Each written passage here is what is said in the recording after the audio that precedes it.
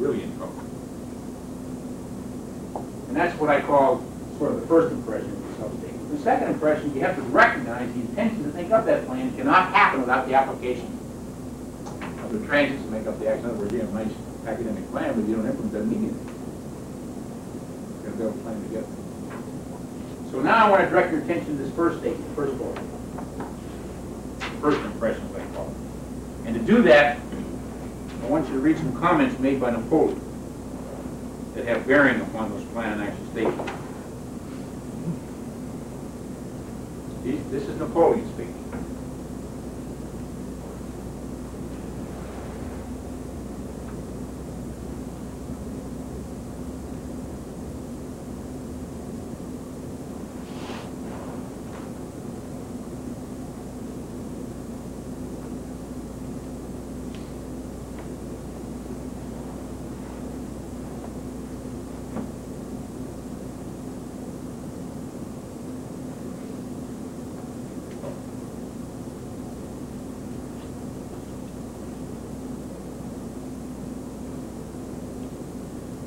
Look what he's saying there. He said, hey, you know, this is a tough job.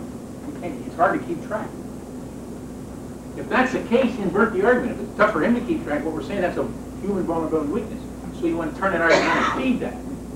Make it even more difficult if we're going to get somebody. So let's turn the whole argument around. When we do that, we come up with an idea we call grand tactics. When you're dealing with plans and actions from a grand tactics or operations. And this is the kind of thing we're talking about. You're trying to get inside, you create a tangle, threatening and or non-threatening. The basis for that, you're trying to mesh them in an amorphous, managed, unpredictable way. Uncertainty, doubt, etc. Or pull an adversary back inside himself. In other words, if a guy can't cope with the world, you tend to pull him back inside himself, which makes him even more disoriented, he can't keep up.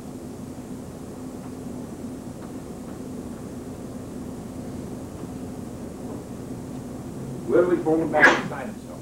And once you do that, thereby you maneuver. You'd be surprised how people like to pull back inside themselves anyway. A system for an adversary.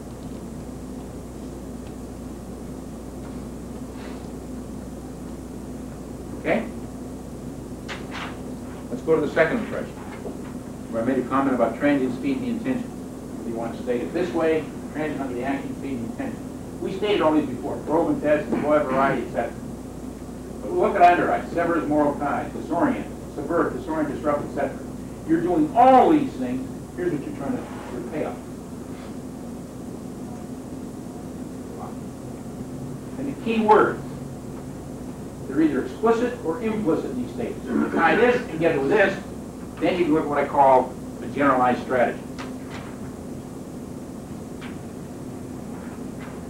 Strategy. This leads to what I call your strategy.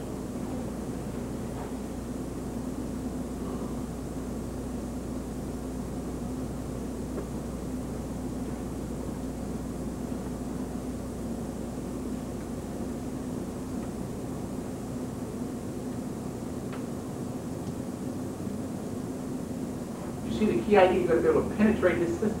You can bring that out.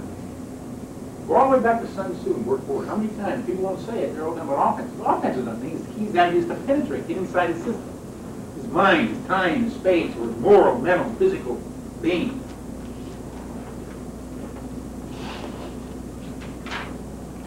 So then if you paste it all together, you have your tactics, which feed your grand tactics, which feed your strategy, which feed your strategic aim. And they overlap. It's a penumbra. But it's coherent. They play.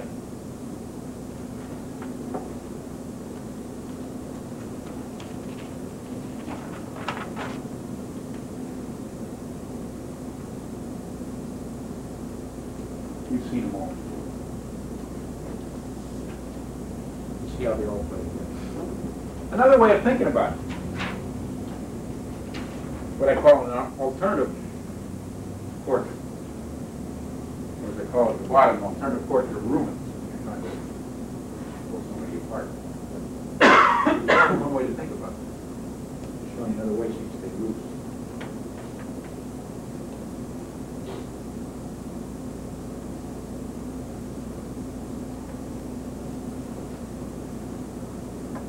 very, the ones we've shown so far, are very destructive in nature. So that in mind, we can think of it in this sense. Your synthesized Nietzsche is legal efforts, maneuver, and moral. Here's your idea, and there's your aim. Different ways you can perceive it.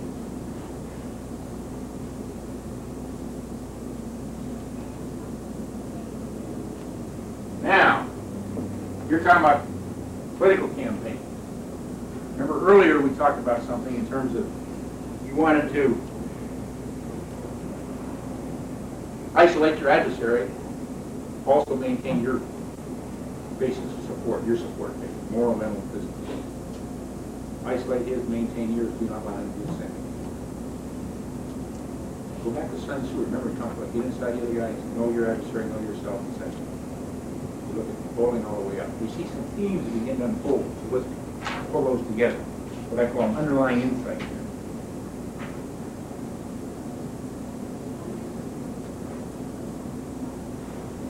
Unless you can penetrate his moral, mental, physical being, sever those bonds that permit him to exist in organic form, then why should he throw the towel? He won't. It's very difficult.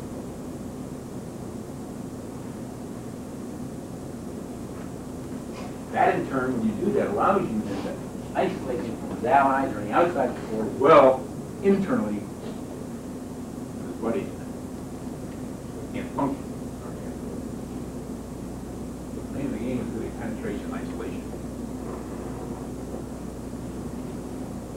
And a direct competitive brings something you're alone, I lead to a higher level, And if you look at this, and you go all the way back, just reflect upon everything we discussed today, all the way back to Sun Tzu, you just see a theme merge in. Okay? Raising a rather interesting question, which is related to something you asked earlier. How do we connect these notions with the national goal?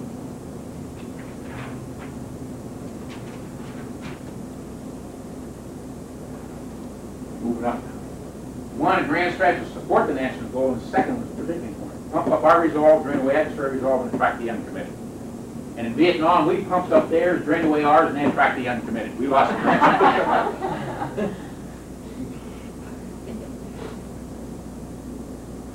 Which suggests you're going to pump up yours, drain away theirs, and attract the uncommitted. You've got to know your enemy, know yourself, and the uncommitted. Remember I said Sun Tzu only had two of those. You've got to know three.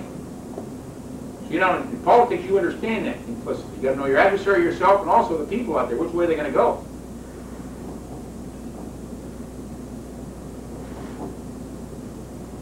End conflict on favorable terms. Obviously, there are. Ensure that peace terms do not provide a base for unfavorable future conflict. Now, these things are easy to say. They're hard to kind of put together. The ideal sense. In any case, if you paste it together, you can kind of lay out a semblance of what I call a one statement, a semblance of a grand strategy here. We amplify our spirit of strength. Now, if you're in a military sense or a nation-state sense, you're talking about political, economic, socially, etc. When you're talking about strength. But at the same time, the basis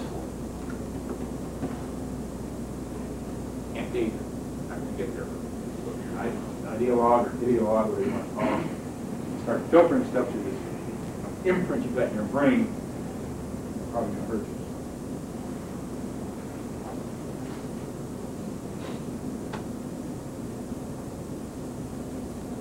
Okay? Which then leads, you don't have to read them all, we've all seen them before, the top one. So now we're back to the national goal, always been printed before. Improve order fitness is an organic shape to cope with never-changing environment. That's basically what I'm doing. Guess what? That's not only a national goal, that's my individual goal. That goal shows at every level, just like spherical.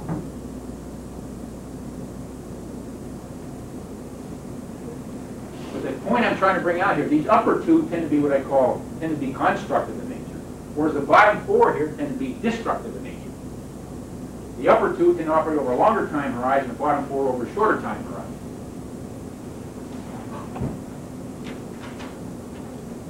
And that's the nature of this note.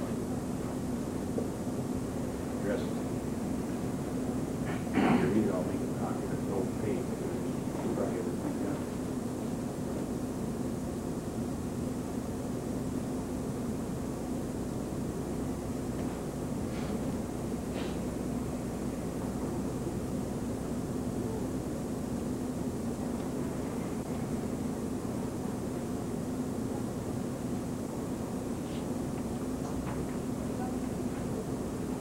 Think of it this way as an example. If you go in and you take a country, let's say a country, for example, spent many years building up its defenses and collapsed in a few weeks.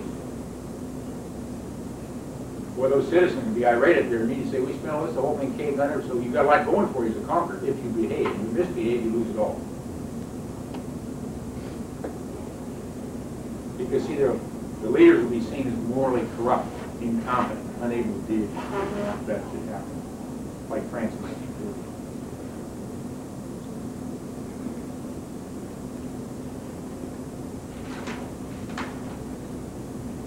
Misbehave. See, where Hitler really lost the war was primarily through grand strategic. So he won many victories, but as he winning his victories, he's generating enemies faster than victories. So pretty soon he had all enemies. Because even when he went into Russia, remember, in many ways, the Russian people welcomed him, then he came down very heavy-handed on him, he lost all enemies. Now let's kind of review and expand a little bit differently. I want to go into something here, and then we're going to leave our sentence. Just read that chart.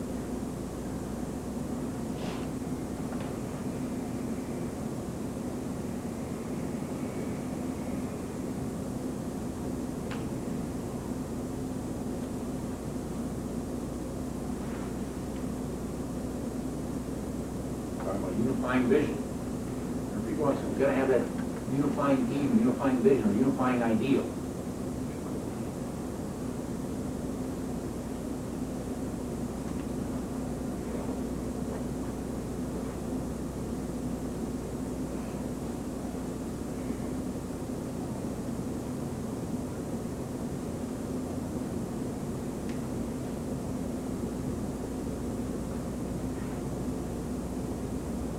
If you get something like that, you got really a lot going for you.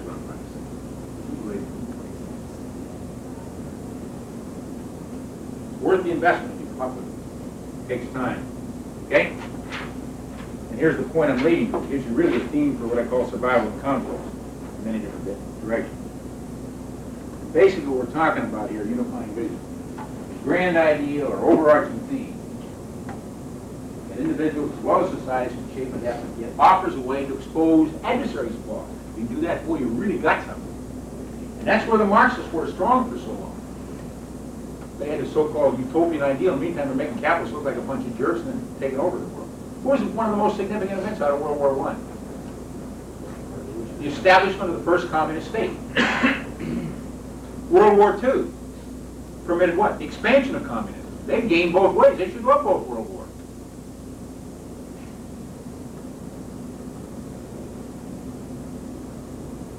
And if they're the focus of evil and the evil empire, how do we explain all this expansion? I mean, all people are evil, that's what we should appeal to?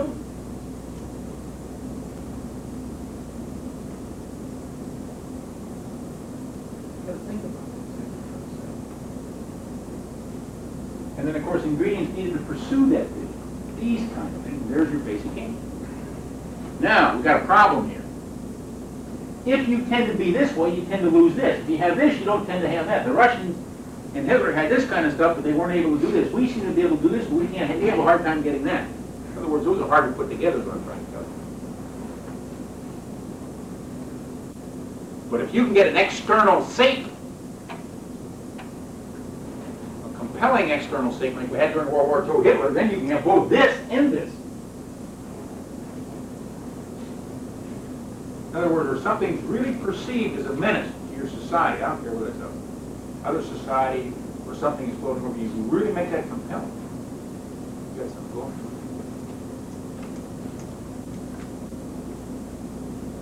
Whether it's phone. Now, what's happened to the Marxian philosophy, though? See, they had no track record. Before there was any communist states, there were no track record, all these ideal statements. Now there's track record, and have a lot of problems. And we can expose those problems. Instead of saying they're just evil and it's all right, but would you want to say, hey, wait a minute, just start laying it out. Do it in a very powerful way. You got a lot of problems. We can leverage that enormously. We should. But do it in a way that is more high ground. Always don't do it the way you're down the sewer. That's not so good because then you hurt yourself. Very important. Okay, I'm going to skip the application, got a lot of time here, and I'll go right to the wrap-up. You can read it yourself.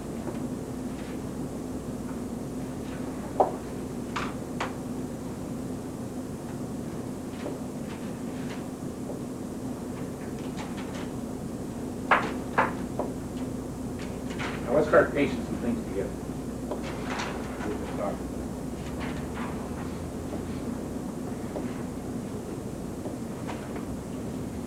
Start going on, start piecing things together.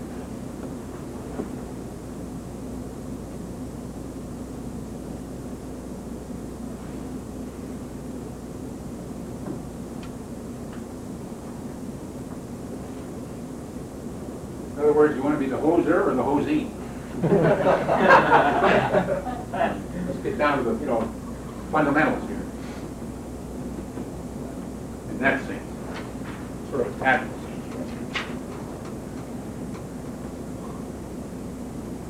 In the game, how do you play?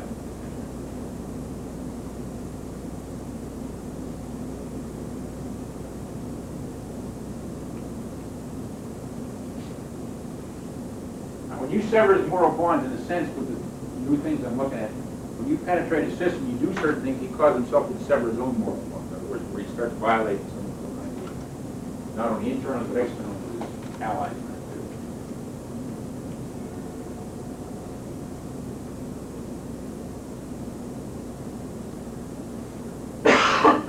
Okay?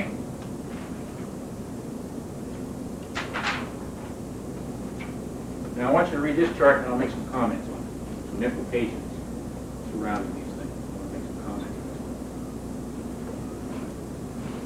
it. Know what I'm saying here? In a tactical sense, remember, multidimensional interactions. They suggest a spontaneous, synthetic, creative, rather than a step-by-step, analytical, logical, and discrete.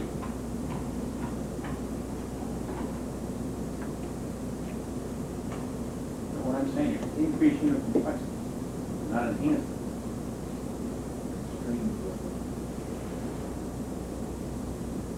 You know how I define complexity? Some people get unhappy about that. I define it differently. That doesn't mean to be, variety is not necessarily complexity. Variety without harmony, then it's complex. Variety without apparent harmony. I can have variety, but as long as I can see the harmony in it, then it's not complex for me. But if I can't see the harmony, I got a problem. Variety without harmony. So complexity, one man's complexity may be another guy's harmony. So it's a very personal kind of thing.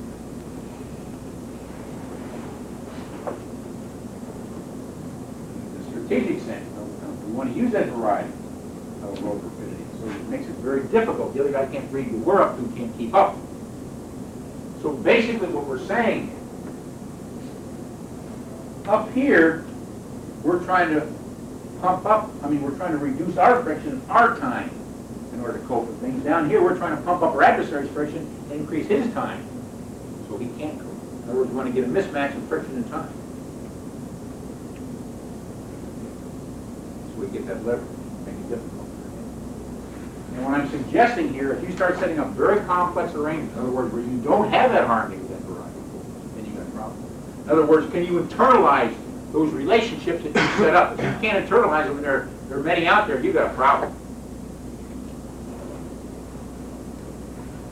You know, just like when you drive a car, there's a lot of complex things you do, but you don't have to think about it. You do it. It's complex unless you see the harmony. But once you put it together, it's not complex. You don't even think about it. So can you set your organization up so people just naturally do it? It operates in a very harmonious way without having to be explicitly detailed. In In other words, those implicit connections or bonds are effective. Okay, with that in mind,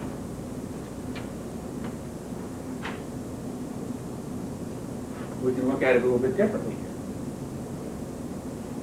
An alternative sense. We go back and go over all the subtitles we talked about, cloud, transactions. What we're really saying here is variety and rapidity allow us to magnify our adversary friction, stretch out his time to respond to that. Likewise, we have harm and initiative in our system, we can diminish our own friction, compress our own time to exploit that variety and rapidity.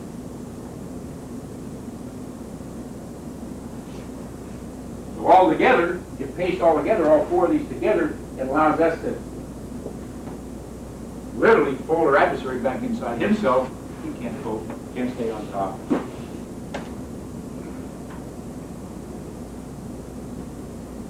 So this tends to be the destructive side here, and then you're more of your constructive side here.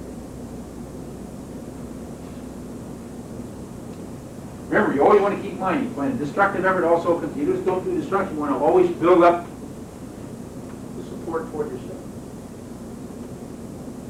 How many people here read Clausewitz? Some of you people did. Well, he laid out in his book one an interesting thing where he said, look, if you're looking at society, think of three components in society: the government, the armed forces, and the people. Not bad. Now, if you think about, in this sense, if you're going to put a coup d'etat on somebody, all you're doing is trying to replace one government with another. If you're talking about blitzkrieg, you're working against the armed forces and the government. If you're working about guerrilla warfare, you're primarily working on the people. You're trying to siphon away from the government and the armed forces, so they got nothing to work with. Of course, that's politics also. Trying to siphon the people away from your adversary, so you get the votes, he doesn't, you get in power, he doesn't. Same game. So now, with that in mind, if you want to pretend you're a modern Sun Tzu, and you want to make these statements, the art of success is in a very simplified way of looking at it.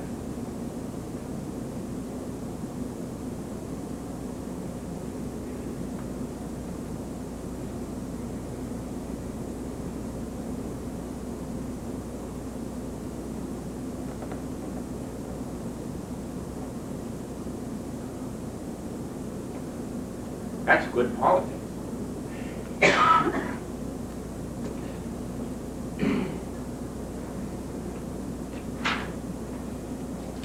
Now let's go to the epilogue and then we'll finish up. This is the last part of it.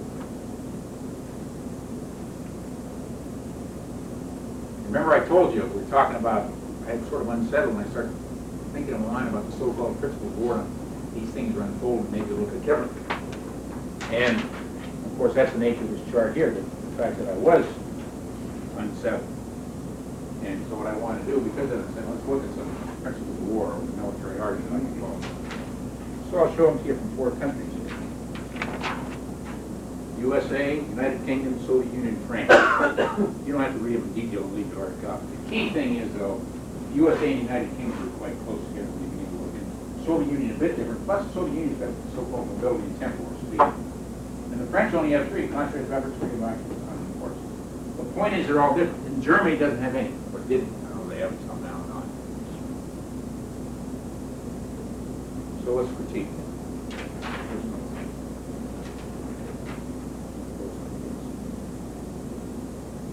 First, it doesn't reveal how they interact or mechanisms for doing it. But the second bullet is more meaningful. Because what I'm saying here, scientific laws and principles same for all countries and tend to change a little over time. On the other hand, we know we have different countries for different countries. And over time we see them change. So if you have a so-called principle of war, think of it in this sense. Newton's second law of motion, F equals ma. You know, if you don't have F equals ma for one country, something for another country. The F equals ma or it doesn't equal ma. Regardless whether you're Russian, Chinese, British, American, or what. Particularly when we see the different principles, some countries don't even have it, they're talking about the same phenomenon. How can they be principles of war?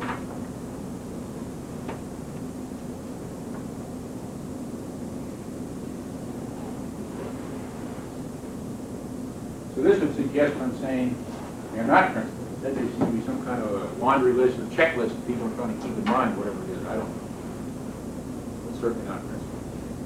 They really don't stand that. But maybe there's an alternative possibility.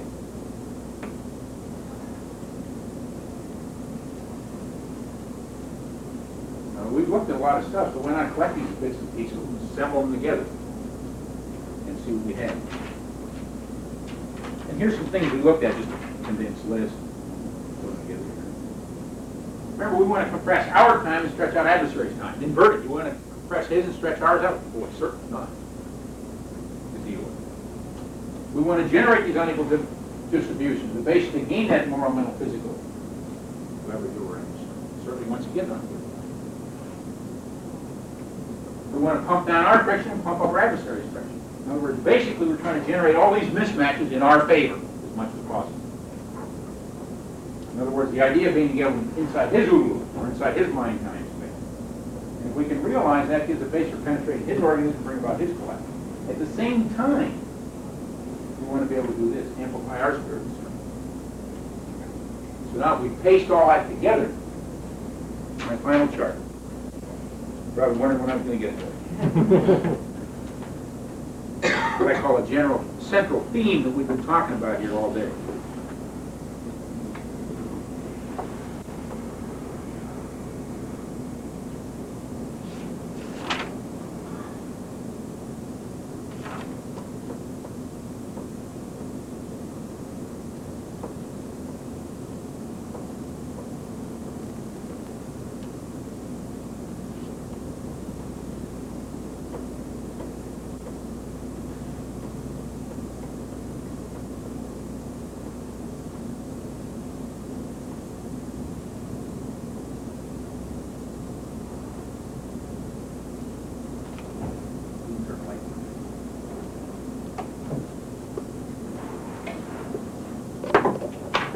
Took longer than normal because I was digressing things that are introducing some other notions.